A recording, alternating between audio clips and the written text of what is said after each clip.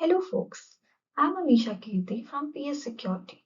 Today we are going to talk about Zero Trust Advancement and Multi-Factor Authentication. Well, in this digital world, what do you think is equivalent to currency? It's data, right? And possessing huge amount of data gives great power.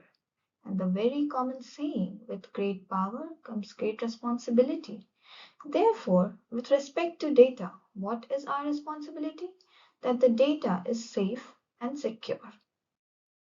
Let's do a bit of storytelling, shall we? How common is it that we switch on our routine software updates at night and find the magically transformed software in the morning? But back in 2020, it turns out that the normal software update of the SolarWinds Orion software was not so routine because of the malicious version of the software code embedded undetected into the customer's software. Well, the devil was in the deployment details.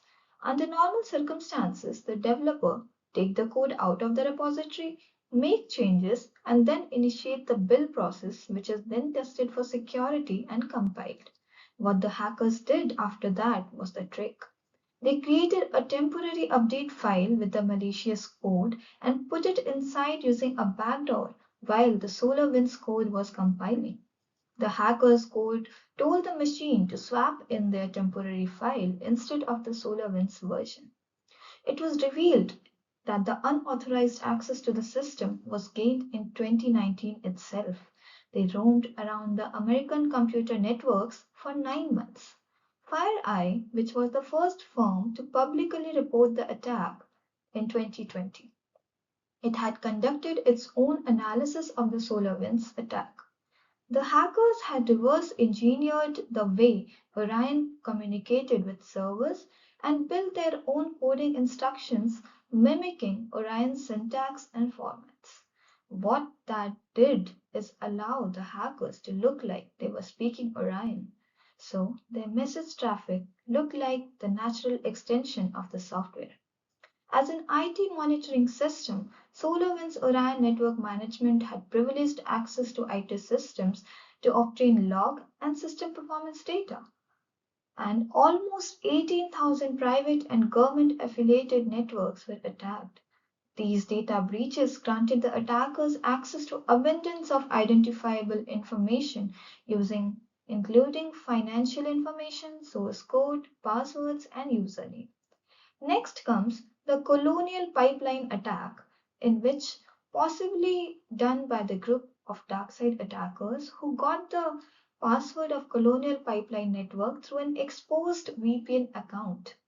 The attackers stole 100 gigabytes of data within a 2-hour window. Following the data theft, the attackers infected a colonial pipeline IT network with a ransomware that affected computer systems, including billing and accounting. It infected some of the pipeline's digital system, shutting it down for several days.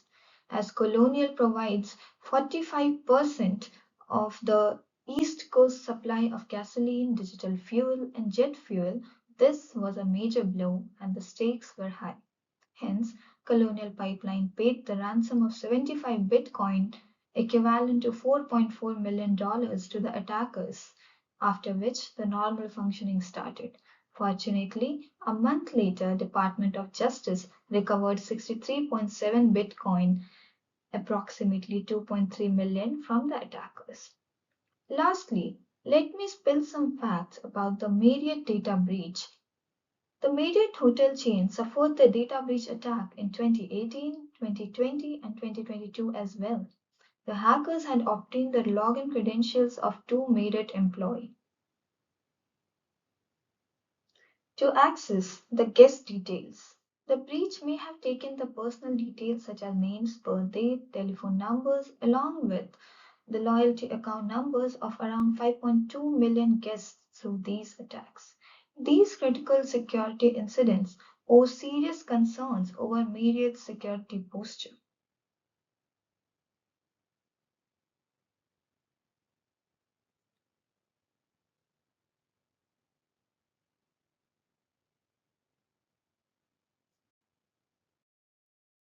To prevent the attackers from exploiting the soft underbelly of our digital lives, we need advanced security practices in this new perimeterless world like zero trust. The zero trust philosophy is never trust, always verify. It's no longer a buzzword but an international mandate. Zero Trust was created based on the realization that traditional security models operate on the outdated assumption that everything inside the organization's network could be implicitly trusted. Zero Trust is not one product or technology, but a security framework which includes policies enforced on data, users, devices, network and traffic, as well as applications. There are four basic pillars in implementing Zero Trust, which is establishing trust for users, devices, and application driven by visibility and context to take trust level decisions. Next is enforcing trust based access based on the principle of least privilege, followed by continuously verifying trust by detecting any change in risk even after initial access is granted. Lastly, responding to change in trust by investigating and orchestrating responses to potential incidents. The visibility and analytics gained from Zero Trust provides the awareness for automation and orchestration to coordinate security policies and actions across people, devices, networks, workloads, as well as data. Before we dive in, let's take a quick look back. The history of online security was not a one hit wonder. Rather, it has come a long way, beginning in the 1970s from the antivirus software followed by encryption technology. With computers, one of the examples of network encryption came from IBM in the early 1970s. Later, people realized they could use bots, automated processes, to post spam comments on websites at a massive scale. Hence, in 2000s, it paved the way for the CAPTCHA system, followed by the multi-factor authentication. While the MFA technology dates back to 1980s, it was first introduced to customers in the 2000s when it was rolled out to banks. Finally, in 2010, the concept of zero trust was introduced by Forrester. With zero trust, networks are built around microperimeters, each with its own authentication requirements. It's not at all an Herculean task to implement zero trust. Rather, simple steps like multi-factor authentication. The multi-factor authentication remains the strongest control when it comes to stopping an attack and reducing the likelihood of an incident, as it builds resilience in the security controls. It simply requires two or more verification factors before an individual can access a resource. Done right, MFA can truly turn the tables on the attackers. There are three different types of MSAs from the least secure to most secure. The least secure is something you know, pretty much like a password. This information may be in the form of what street did you grow up on style question. It's like another shared secret, followed by the more secure method, which is like something you have, a second device or a hardware token. Another type of MFA sends push notifications, SMS code, or email to your device. Lastly, the most secure is that something you are, your biometrics, your fingerprints, and the facial recognition. The most recent advancement is the passwordless MFA. In this, there is no reliance on passwords preventing backup use or leaks of passwords. It replaces weak factors such as OTPs with something you have or something you are as second factors. It confirms the device position through biometric protection, and it also eliminates the need of out of band communication, preventing SIM swaps, phishing, and man in the middle attacks. Now let's take a look at how Zero Trust is implemented in Cisco. In 2020, Cisco set out to move from a traditional network based perimeter and VPN model to a Zero Trust framework. Dubbed borderless internally, the core goal was to give users a secure, uniform experience accessing applications wherever the user or application is located. Within 5 months, more than half of Cisco customers had zero trust in their orgs.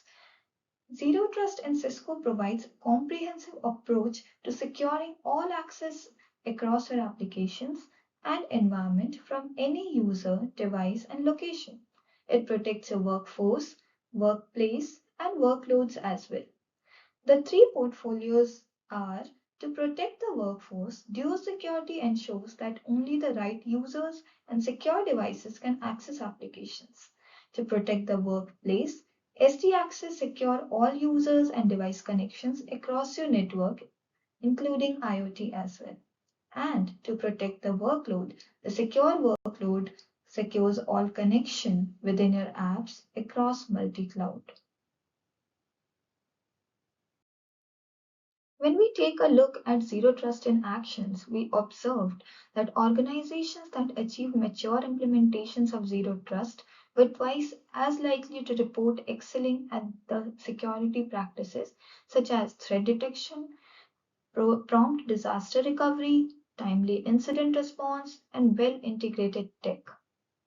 Based on the survey published in the Security Outcomes for Zero Trust in 2023 report by Cisco, we observed that Zero Trust delivers resilience and has significantly contributed in reducing the incident types based on identity, devices, as well as network workload. We have also observed that there is a 30% increase in resilience as compared to those organizations who did not implement zero trust.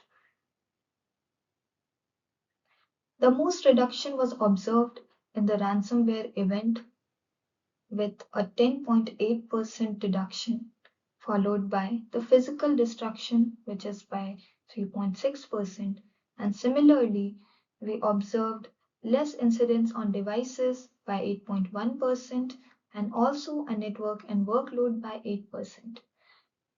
These are the stats which help us realize that zero trust is a must for securing your network and your organization. We still have a long way to go in securing our digital lives, but with zero trust in the picture, a new era of security is already in place. Thank you.